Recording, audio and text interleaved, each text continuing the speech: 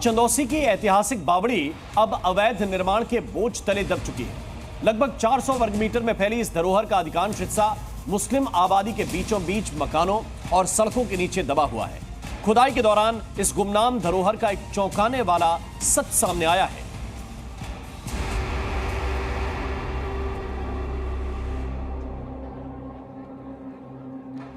ये मकान बना है और इस मकान के ठीक नीचे से भी एक रास्ता जो है यहाँ पर जा रहा है और इस मकान में जो लोग रहते हैं उनको जो प्रशासन है वो नोटिस दे सकता है।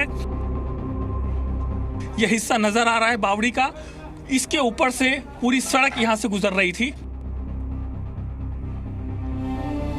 हमने तो बुनियादें भरी हुई ली थी। हमें क्या पता, हम आया था कि पापा भी नहीं, हम क्या करेंगे।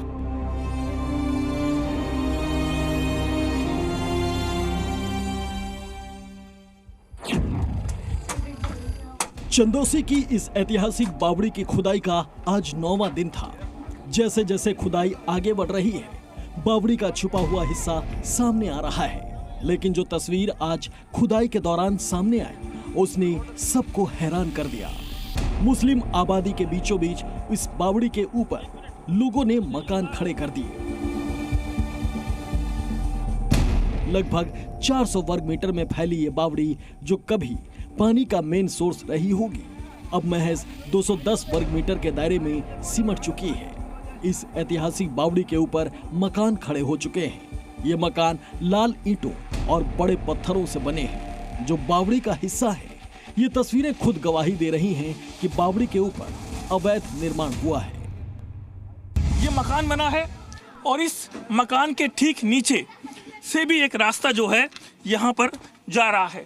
यहाँ से अगर आप देखें, मेरे कैमरा पर्सन अगर आपको दिखाएं कि रास्ता इस बावड़ी की जो ईंटें देख रहे हैं, जो उसकी बनावट देख रहे हैं, इसके नीचे से, मकान के नीचे से ये रास्ता जाता हुआ, यानी कि नीचे भी बावड़ी के ऊपर जो है मकान यहाँ पर बन गए हैं और ये करीब 400 वर्ग मीटर में जो बावड़ी है वो बनी हुई है।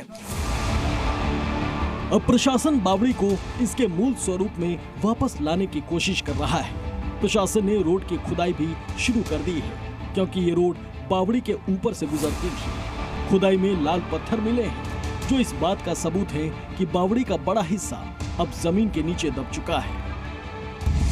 यहाँ से ये रास्ता जो है आगे की तरफ, जो मैं ऊपर से आपको मकान दिखा रहा था, जहाँ पर कि ये ठीक सामने आप देख पा रहे हैं जो मकान बना है, उसके नीचे से भी जो है अब आगे की तरफ अगर आप देखेंगे कि वहाँ पर यह हिस्सा नज़र आ रहा है बावड़ी का, इसके ऊपर से पूरी सड़क यहाँ से गुजर रही थी। इसको तोड़ा गया प्रशासन की तरफ से। अब यहाँ से जो मलबा है वो हटाने का काम प्रशासन की तरफ से लगातार यहाँ पर चल रहा है। और खुदाई के दौरान ये भी सामने आया कि बावड़ी के ऊपर बने मकानों का अधिकांश हिस्सा मुस्लिम समुदाय का है। ये बावड़ी मिलने के बाद कई सवाल भी खड़े हो रहे हैं। क्या ये मकान अवैध रूप से बनाए गए थे? जब मकान बन रहे थे तो क्या प्रशासन ने जांच की? अगर जांच की तो बावड़ी के अस्तित्व को नजरअंदाज क्यों किया? ये जो हमने लाल पत्थर दिखाया था, उसको आप अच्छे तरीके से देख सकते हैं, समझ सकते हैं कि आखिरकार ये पत्थर कितना पुराना होगा, क्योंकि जो उसकी बनावट को अगर आप देखेंगे, यहाँ जो आले बने हैं, इनकी बनावट को अगर आप देखें, इनको समझे, तो इससे आप अंदाज़ा लगा सकते हैं कि आखिरकार कितनी खूबसूरती के साथ में, एक नक्काशी के साथ में इसको बनाया गया है।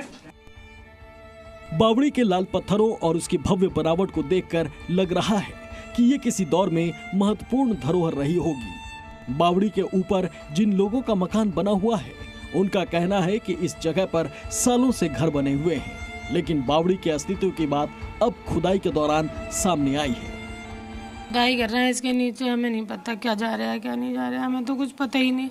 हमने तो बुनियादें भरी हुई ली थी। हमें क्या पता, हम आया था कि पापा भी नहीं, हम क्या करेंगे। हमें बहुत घबराहट है इस बात की। मेरा बच्चा सो रहा है, रात भर जगा है, मजदूरी करता है, हम सिलाई करके गुजारा करते हैं। बताइए क्या करें। 4 साल हो गए इनके पापा को। अच्छा, आपको इससे पहले पता था कि बावड़ी के ऊपर आपका मकान है? कभी नहीं पता, ये पता था कि ये पार्क की जगह छोटी पड़ी है। सब यही कहते थे कि पार्क की जगह छोटी हुई है, 300 गज का प्लाट, बाकी हमें कुछ नहीं पता।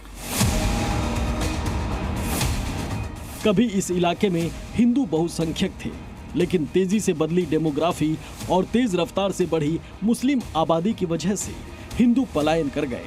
धीरे धीरे चंदौसी की धरोहरों का अस्तित्व मिटता चला गया, लेकिन अब एक एक करके सभी सबूत सामने आ रहे हैं, जिन्हें दोबारा संवारने का संकल्प मुख्यमंत्री योगी आदित्यनाथ ने लिया है।